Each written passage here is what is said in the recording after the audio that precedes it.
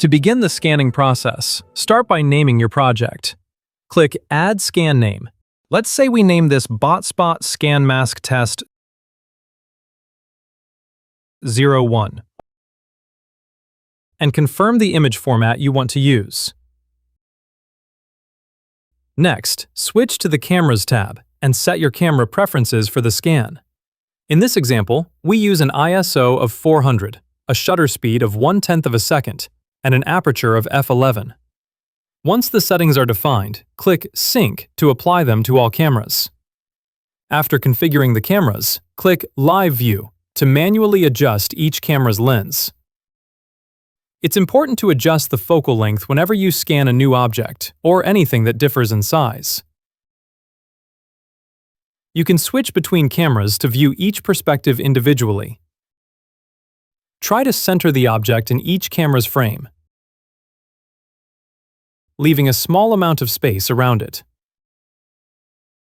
When scanning multiple objects, it's best to group them by size. This reduces the need to readjust the lenses between scans. Take your time to move through each camera one by one and make small adjustments as needed. Check that the object is consistently framed across all viewpoints and that no part of it is cropped. This step helps ensure even coverage and cleaner data for the reconstruction later on. Once a lens is set, click Focus, and the software will automatically fine-tune the focus for that camera.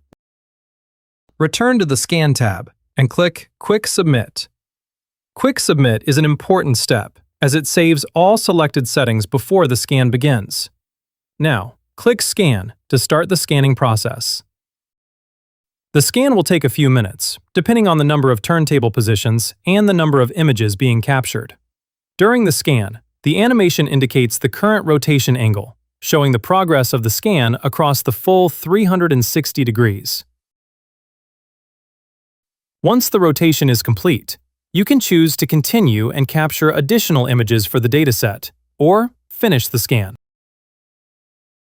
Finally, go on the Session tab. Here, you can select your project and choose to delete it, process it, or transfer it to a dedicated calculation computer.